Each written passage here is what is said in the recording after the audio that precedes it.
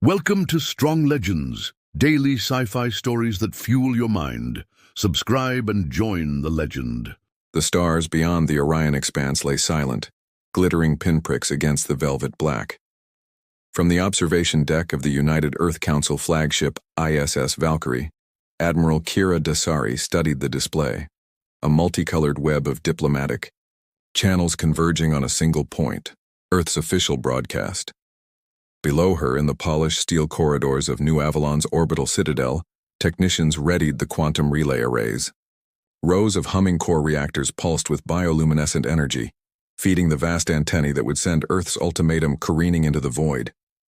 Tonight, after centuries of restraint, humanity would speak with one voice and make its demand heard. Kira turned to her second-in-command, Commander Elias Marquez, whose dark eyes reflected the cascading lights of the control panels. Tell Diplomatic Liaison Cara Rinaldi we have 2 hours until launch.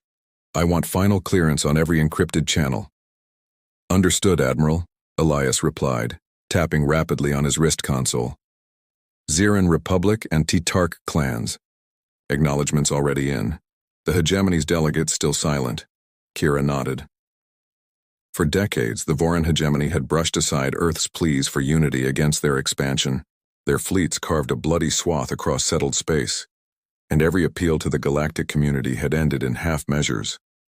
Now, hidden behind a facade of scientific progress, Earth had been quietly building a deterrent. Advances in FTL, drives that could outrun any pursuer, antimatter lattice cannons capable of collapsing a star's crust, and psionic signal jammers that rendered enemy battlecruisers blind. She recalled the classified briefings, test jumps through the Sol slipstream gate that bent space-time like molten glass, secret trials on Europa's ice-choked surface where terraformer mechs drilled through kilometers of frozen crust to retrieve nascent neural network cores. Humanity's weapons were forged in silence, until tonight. New Avalon time. The council chamber swelled with tension.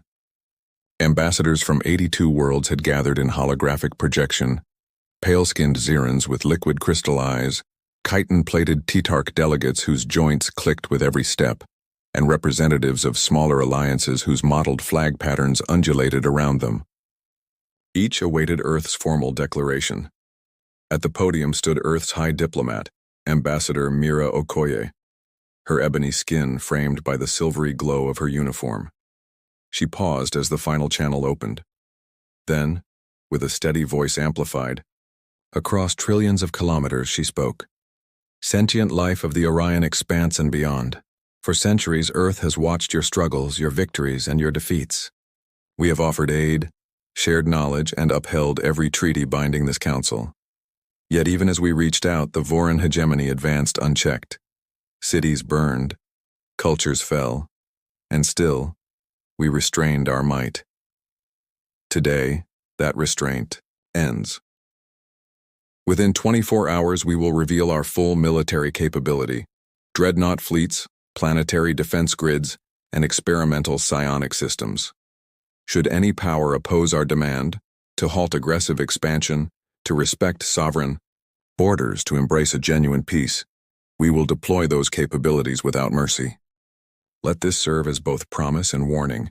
We do not wish for war, but we will not be held back any longer. The future of the galaxy depends on your choice. A silence descended, broken only by the electrical hum of the relay arrays. Then, the multicolored web of diplomatic icons flickered, some accepting, some quivering with load, a sign of rushed deliberation, and a few, most notably, the Voran emblem, remaining dark. Kira's heart pounded. The gamble had been made. In 24 hours, either the galaxy would unite under a new deterrent, or the Valkyrie's guns would open fire. Epilogue of the chapter in the lower decks of the Valkyrie, weapons officers calibrated their consoles. On Earth, protesters raised placards reading, "Peace through truth," while underground research complexes finalized the final phase of Project Leviathan. And above all, in the silent void, the ultimatum hurtled outward, a beacon that would set the stars ablaze. The fallout from Earth's ultimatum rippled across the galaxy like a shockwave. In every capital, Council chamber lights burned late into the cycle, advisors and generals poring over tactical projections and debating alliances. No world could remain neutral now. Earth's veiled strength had been exposed, and every power was compelled to choose a side.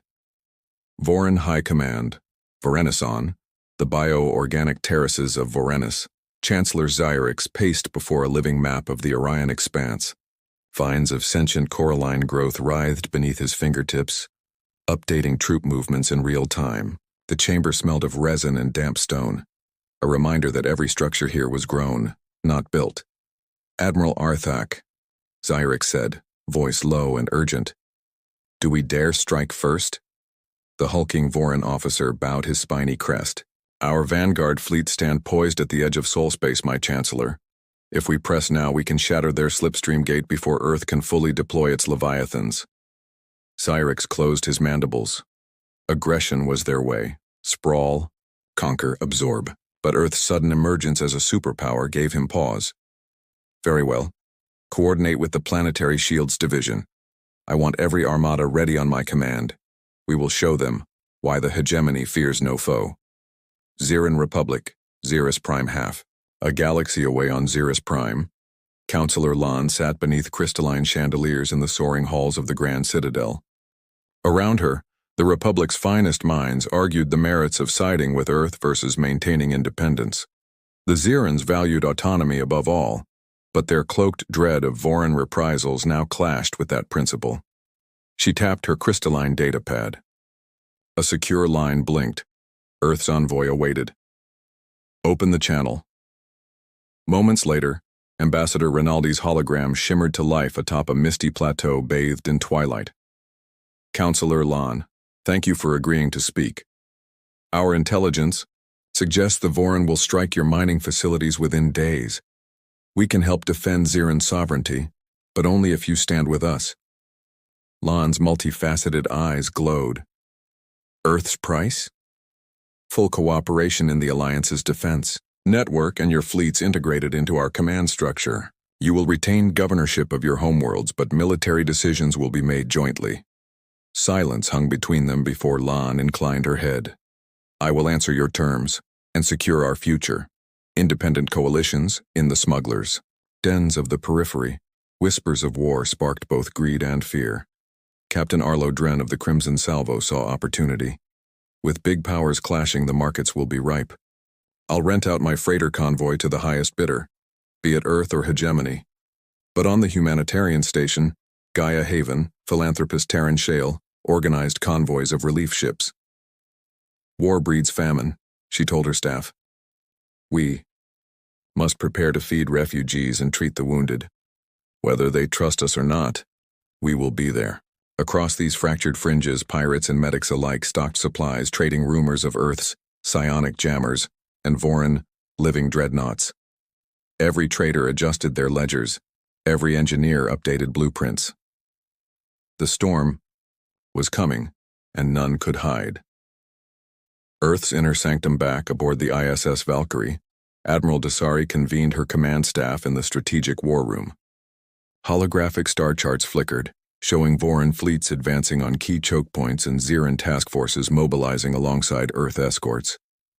Intel confirms that the Voran will attempt a preemptive strike on the Sol slipstream gate within the next 96 standard hours, reported Lieutenant Chen, her fingers dancing over a holo display. They've massed 15 battle groups at the edge of the system.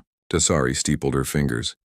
Then we strike first, activate Operation Stormbreaker, launch our stealth frigates to harry their vanguard, deploy orbital mines in the asteroid belt, and ready the Leviathans for immediate warp. No commander waits. Her officers exchanged determined nods. The Valkyrie's corridors thrummed with activity as crews prepared for the coming onslaught. In New Avalon's Undercity, engineers slipped through sealed doors to the hidden bays where the Leviathan-class dreadnoughts waited in cryogenic slumber, their antimatter cores humming with potential energy.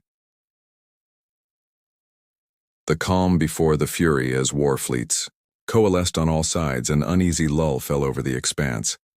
Traders delayed shipments, civilian vessels were rerouted, protests flared in Earth's orbital habitats, some chanting, "Peace through unity," others screaming, expose their Lies. But most inhabitants watched the skies with fear and awe, knowing history's deadliest chapter was about to unfold. In that fragile pause, alliances solidified. Voran armadas glowed with living bioceramic plating. Xeran cruisers formed wedge, formations alongside Earth destroyers. Mercenary lancers signed charters by the scores. All awaited the spark that would ignite the storm. And in the deep reaches, the void itself seemed to hold its breath, anticipating the clash of titans, the thunder of antimatter cannons, and the shattering of worlds in the war without mercy that loomed on the horizon. The countdown ended in silent dread. At 0317 Galactic Standard Time on the 24th hour, every sensor on ISS Valkyrie flickered to life. Red warning lights bathed the bridge as Lieutenant Chen's voice cut through the tension. Contact. Enemy vanguard emerging from slipstream exit. 15 battle groups bearing Voran insignia, bearing down on point 27 of the Trigon Expanse. Admiral Kira Dasari rose from her command chair. Battle stations, she ordered. Deploy Leviathan-class dreadnoughts Alpha, Gamma, and Delta. Maintain formation Delta 39, and prepare antimatter lances on my mark. The clash at Trigon moments. Later, the silent darkness of the expanse exploded in fire.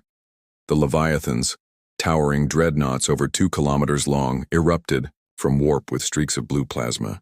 Their antimatter lattice cannons converged, unleashing collimated beams that ripped through Voran cruisers like slicing spectral blades. Explosions bloomed across the battlefield. Hulls ruptured, living bioshields faltered, and debris danced in zero-G.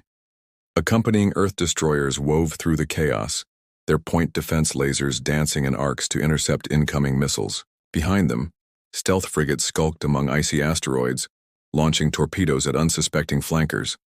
On the Voran side, Admiral Arthak barked orders from his flagship Vornax Mercy.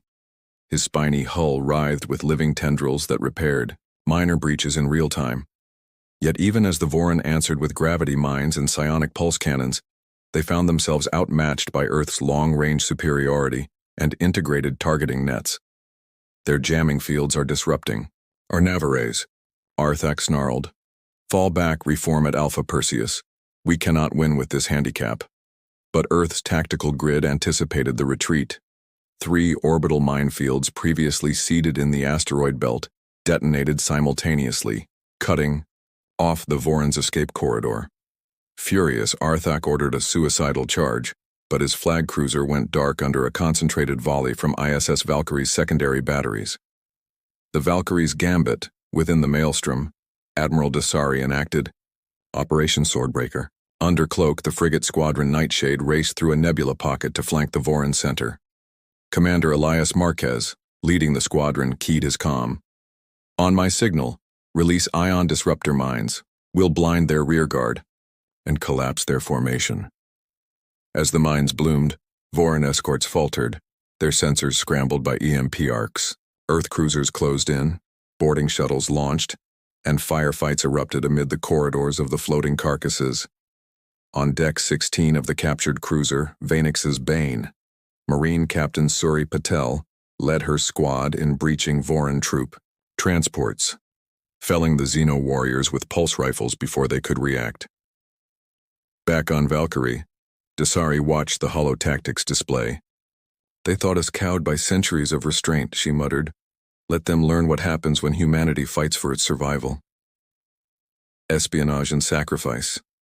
Meanwhile, in the shadows of the conflict, Earth's psionic operative struck. Agent Mira Okoye, high diplomat turned field psionic, projected her mind into the neural network of the Voran command cruiser, tapping into quarantine logs and planting false orders that redirected reinforcements into empty sectors. But the strain nearly broke her. Staggering from the psionic trance, she collapsed in the ops deck alcove.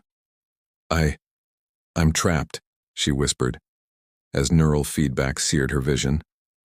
Medic Corin J. rushed to her side, stabilizing her with a biogel injection. You saved thousands of our ship's lives, he said quietly. Rest now. Your mind will heal. Aftermath and reckoning by dawn, The battlefield was a graveyard. Earth's alliance claimed victory. 50 Voran cruisers destroyed, 3 Leviathans lost, and minimal civilian casualties. Comms channels lit up with jubilant cheers from allied systems. Xeran scouts relayed congratulatory signals, while independent coalitions sent relief tenders for wounded survivors. Admiral Dasari stood before the makeshift memorial on Valkyries. Foredeck. The names of every Earth officer lost in the engagement etched into titanium panels. She pressed a hand to the cold metal. "This was our first strike," she said softly. "May it be our last." But across the stars, survivor transmissions told of Voran worlds drumming for vengeance. The war had been joined in earnest, and mercy was a memory. As the first blood dried on the void, both sides braced for the grinding conflict to come, knowing that neither would yield until the other was utterly broken. The galaxy had splintered. Earth's alliance, bolstered by Xeran fleets and dozens of minor worlds, held firm against the relentless fury of the Voran hegemony. Yet it was the Independents, the ragtag coalition of smugglers, mercenaries, and idealists, that became the hidden dagger in the war's back, the spark of rebellion. On the rugged world of Elysia IV, twin suns burned the red dust plains into an inferno by day and froze them at night. Here, former Admiral Jos Mar, once a decorated officer of the Galactic Defense Coalition, had retreated after his council fell to Voran invasion. In an abandoned terraforming facility, he forged the resistance, hardened vets, and idealistic pilots united by one creed: strike where the hegemony least expected. Under Mar's command, Ion Vipers darted through asteroid chains to launch surprise raids on Voran convoys. In one daring mission, a cloaked squadron Phantom 5 boarded the dreadnought Vorangar's Wrath, disabling its warp drives and leaving it adrift as Earth destroyers closed in. Each act of defiance sent ripples of hope across occupied systems and galvanized planets under the Voran boot to whisper rebellion. The hegemony's Fury Chancellor Xyrix summoned his High Inquisition to devise vengeance. In hidden biolabs atop Vorenus's living spires, they perfected the Pyre, Cloud, a viral biomechanical plague engineered to devastate organic and synthetic life alike. Released at the hegemony's border worlds, it spread on iridescent spores that seeped into atmospheric currents, consuming cities within days. On the mining colony of Ilara 10, entire districts fell silent beneath a violet haze. Emergency broadcasts faded into garbled static. Survivors found themselves twisted into bioconstructs, their minds lost to the virus's hive consciousness. Everywhere the Pyre Cloud touched, it left husks of steel and bone, a brutal testament to the cost of rebellion. Earth's dire response news of the Pyre Cloud's atrocities broke Earth's Council's final restraint. In an emergency session aboard New Avalon, Ambassador Mira Okoye, her strength returned, pleaded for decisive action. "They weaponize genocide. We cannot stand by while worlds perish." High above the Sol Slipstream Gate, the Council activated Omega Protocol, a planetary-scale counterstrike linking every defensive system in Earth's territory. From orbital maelstrom cannons to buried neutron charges, the pulse began its synchronized drumbeat of destruction. At Odo 6 Wars New Avalon Standard Time, a subsonic shockwave rippled through the void. Sensor arrays recorded the collapse of 23 hegemony supply worlds as shield generators overloaded in cascading failures. In the Elysia system, resistant cell scouts looked on in awe as Voran blockade stations erupted in silent nova flashes. This is retribution without mercy," whispered Jos Mar, eyes dark with conflicted triumph. The tide turns, at a cost.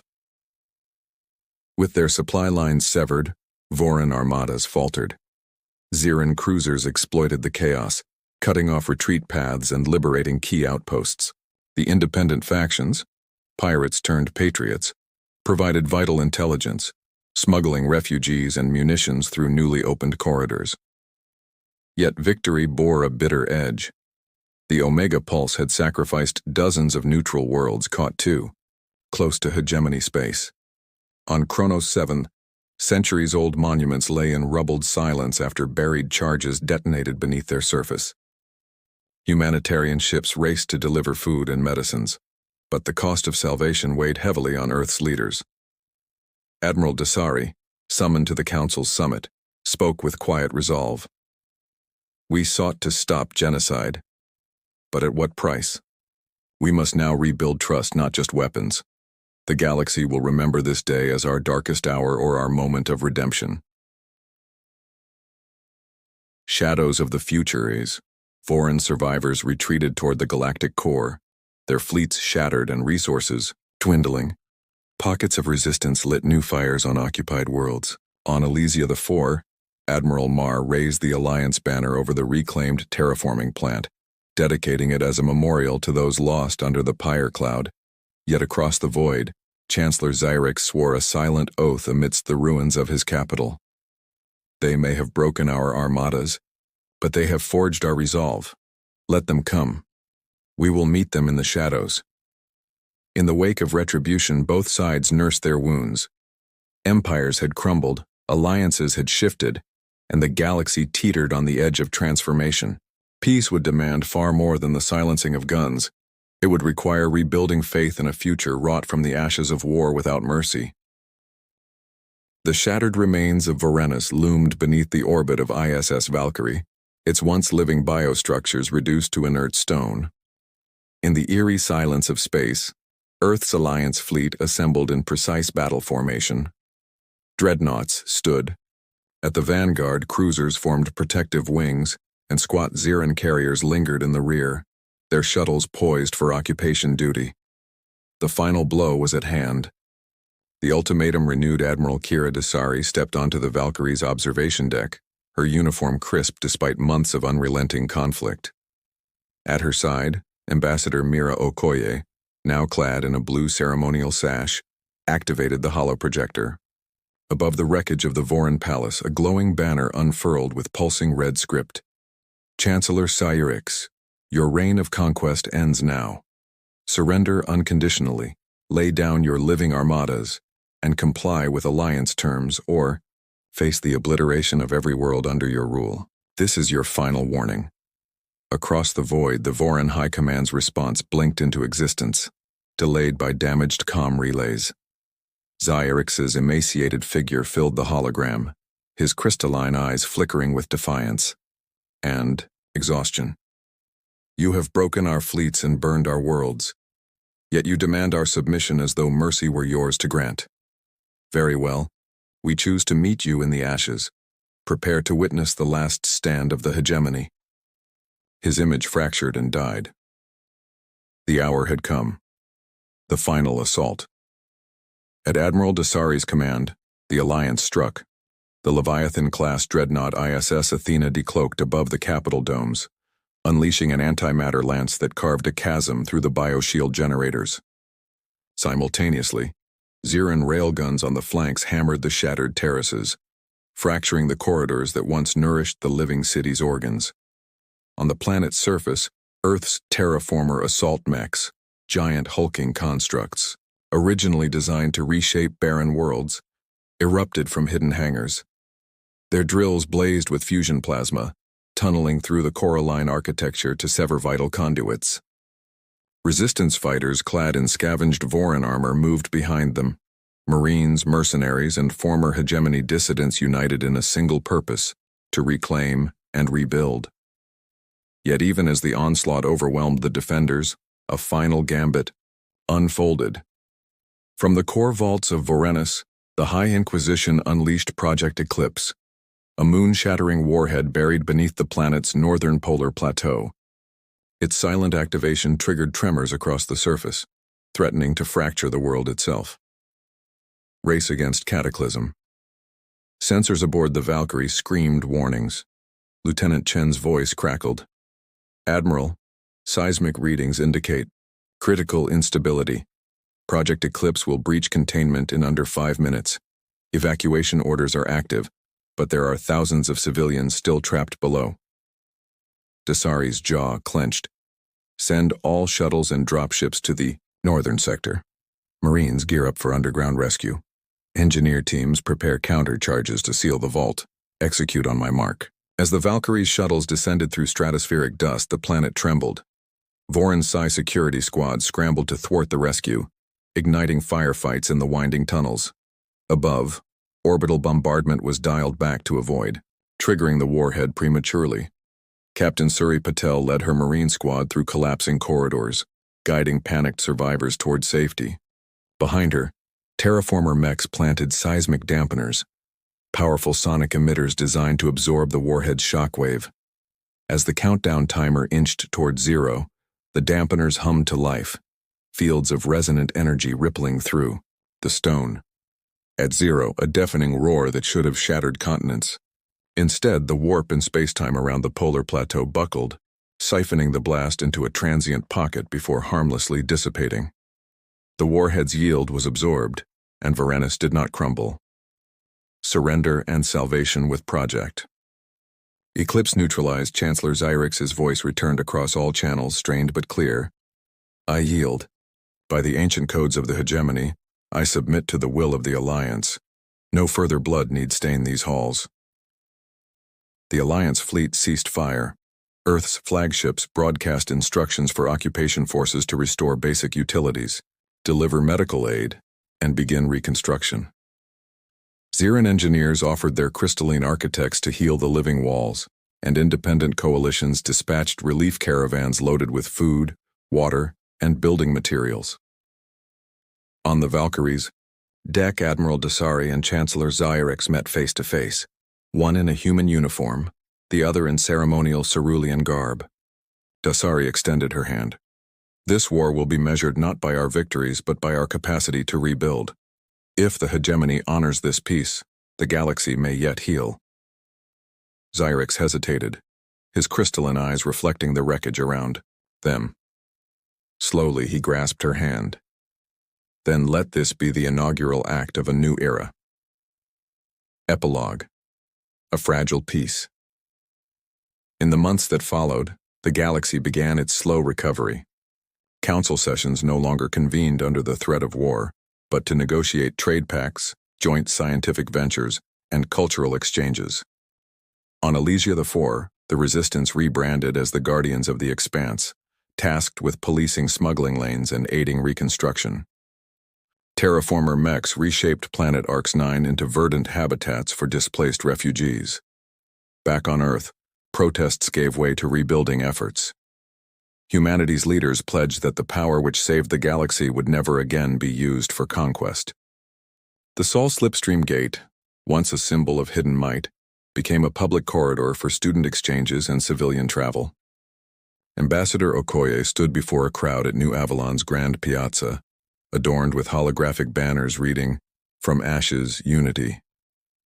Yet in the silent void beyond, watchposts remained vigilant. The scars of war ran deep, and echoes of mistrust persisted in forgotten systems. War without mercy had ended, but the struggle for trust and cooperation had only just begun. As Admiral Dasari looked out upon the star-strewn sky, she whispered to herself, "Peace is not won with weapons, but with the strength to forgive." And in that moment, the galaxy dared to hope that mercy might yet triumph over the memory of its darkest hour.